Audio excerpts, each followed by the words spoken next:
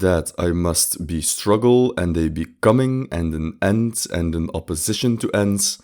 Whoever guesses what is my will should also guess on what crooked paths it must proceed. Whatever I create and however much I love it, soon I must oppose it and my love. Thus my will wills it. This is the third part in a series on Nietzsche's will to power. In the first part, we went over the philosophical background necessary to understand the concept, and in the second part, we took a look at Nietzsche's published works and we saw how the will to power as a concept evolved throughout Nietzsche's intellectual career. The central question we're asking ourselves is the will to power a metaphysical principle, or is it a materialist or even psychological drive? We saw how Nietzsche himself wasn't quite able to answer this question. He was working on solving the problem, but sadly became ill before he could finish it. In this part, we will look at a modern interpretation of the will to power that, in our opinion at least, offers a neat solution to the aforementioned question.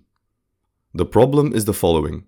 In Nietzsche's later works, we keep reading how the will to power is formulated as a kind of metaphysical principle, but on the other hand, also in the late Nietzsche, we read a constant attack on the metaphysical systems of previous philosophers, and he even attacks the notion of metaphysics itself. How can we square this hole? Is metaphysics possible or not? How can the will to power be a metaphysical concept while also not being metaphysical at the same time? Before we go on, keep in mind this is just one interpretation of many. Your interpretation may vary. With that said, let's take a look at a modern attempt to solve this problem. For this video, we will take a look at Bernard Reginster's book on Nietzsche entitled The Affirmation of Life, Nietzsche on Overcoming Nihilism, from 2006. The section that interests us deals with the question, what is power? What is Nietzsche talking about when he speaks of the will to power? Throughout the series, we have hinted at possible answers, going from simple physical strength, to political power, to creating values, to defining good and evil, to acquire knowledge, and so on. But we need to have some definiteness. If Nietzsche wants to use the will to power to explain reality, we must have a clear picture of what exactly that means. Unfortunately, Nietzsche doesn't give us the straight answer himself. We must find our own answer. This is the answer of Bernard Reginster. In my view, then, the will to power is the will to the overcoming of resistance.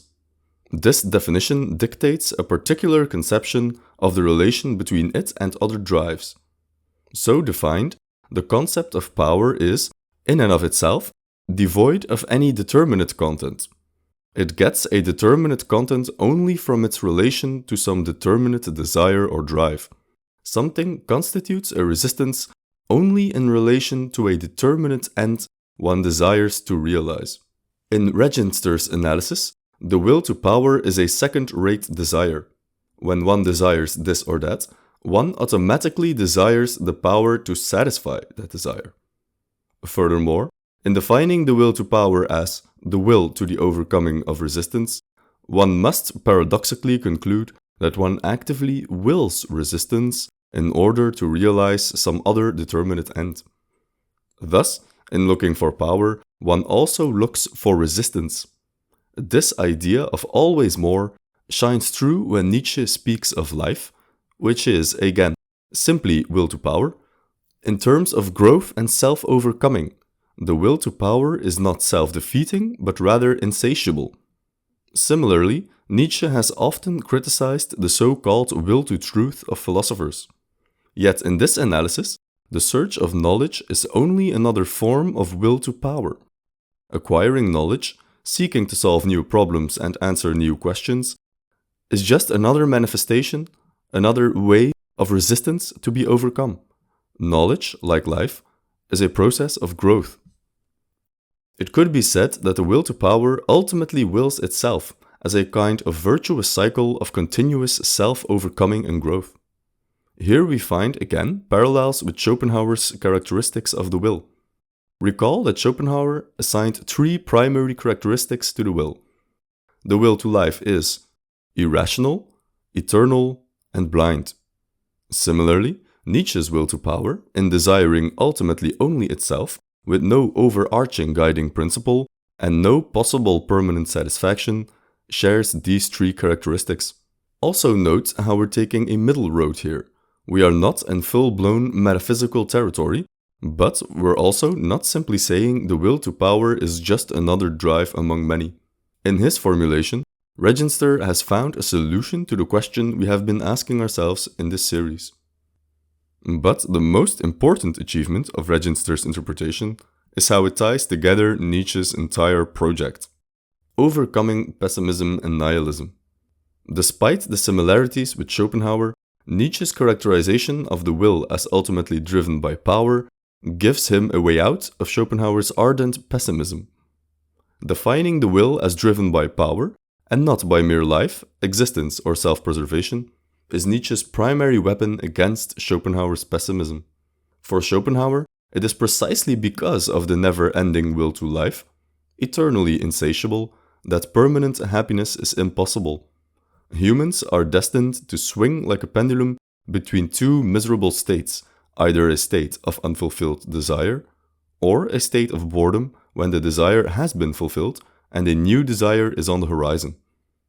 The only way out is a complete renunciation of the will, which in practice translates to a lifetime of asceticism. In essence, this is a radical saying no to life's pleasures, chiefly those pleasures concerning food, drink, and sex. Since we have defined the will to power as the will to the overcoming of resistance, suffering, which is another way of saying encountered resistance, has become re-evaluated to no longer carry negative connotations. For the will to power to flourish, suffering is not only necessary, suffering must be actively desired. In a way, Nietzsche is turning a curse into a blessing. That is not to say that rejecting Schopenhauerian asceticism leads to ordinary hedonism. Within the framework of the will to power, asceticism has its place. For an ascetic life is a self-contradiction. Here rules a ressentiment without equal, that of an insatiable instinct and power will that wants to become master not over something in life, but over life itself, over its most profound, powerful and basic conditions. Here an attempt is made to employ force to block up the wells of force. Here physiological well-being itself is viewed askance, and especially the outward expression of this well-being, beauty and joy. While pleasure is felt and sought in ill-constitutedness, decay, pain, mischance, ugliness, voluntary deprivation, self-mortification, self-flagellation, and self-sacrifice. The ascetic wages war against himself and against life in general. He deliberately seeks out resistance in order to overcome it, not in the external world, but in the internal one. In fact, successful asceticism increases the feeling of power. It is viewed as a type of growth. The suffering is not the goal, as the ascetic would have you believe, but the overcoming of the suffering. Thus, asceticism is not a denial of the will to life, but a manifestation of the will to power. In conclusion, one might say that for Schopenhauer, suffering in the world is a necessary evil, while for Nietzsche, well, he has made a virtue out of necessity in response. This is the heart of the matter. Nietzsche's will to power re-evaluates the position of suffering in the human experience, while for Schopenhauer, the overabundance of suffering in the world precluded man from ever achieving a state of contentment or happiness. For Nietzsche, the suffering in the world is an opportunity for the will to power to vent itself, to show its strength. Suffering becomes a necessary part of the human condition, and those who overcome it will feel the pleasure of increasing power, the closest thing we get to ordinary happiness in Nietzschean terms. What is happiness? The feeling that power increases, that resistance is overcome. We are tempted to think that Nietzsche, especially in his later works, made a radical departure from his Schopenhauerian influences. But when we look at Nietzsche's work from this angle, there are more similarities in their worldview than we might at first suspect. Ultimately, both Nietzsche and Schopenhauer maintain that the world and the human experience are characterized by suffering. The big difference is that for Schopenhauer, this meant we should withdraw from the world. For Nietzsche, this means the world is challenging us, even taunting us. Schopenhauer invites us to say no to the world, while Nietzsche wants us to say yes. And not just say yes, but very radically say yes. Not just to life's pleasures, but to life's pains as well. Pain, after all, is just an opportunity for us to exercise our power. What doesn't kill me makes me stronger. With Reginster's analysis, we have a fitting conclusion to our series on the will to power. Nietzsche envisioned for his philosophy to be a prelude to a future re-evaluation of all values. He wanted his will to power to be the center point of this re-evaluation. He needed an alternative metaphysical foundation for reality in order to bring about a new moral order.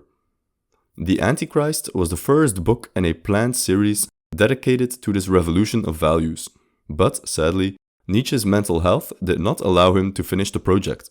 Reginster has made a valuable contribution by examining the enigmatic foundation of it all, the elusive will to power, and making it more clear and definitive. The will to power is the desire to overcome resistance. It has no determinate end goal in itself. It can take many forms. But the striving for growth, for venting strength, for overcoming, for creating, for destroying, this perpetual struggle against life is what Nietzsche wanted us to embrace. Ultimately, Nietzsche's project remains unfinished. But maybe that's just fitting. The will to power is never done. The will to power is the necessity and embrace of struggle itself, the condition for growth. By leaving some questions unanswered, Nietzsche gave us our own opportunities to practice will to power by picking up where he left off.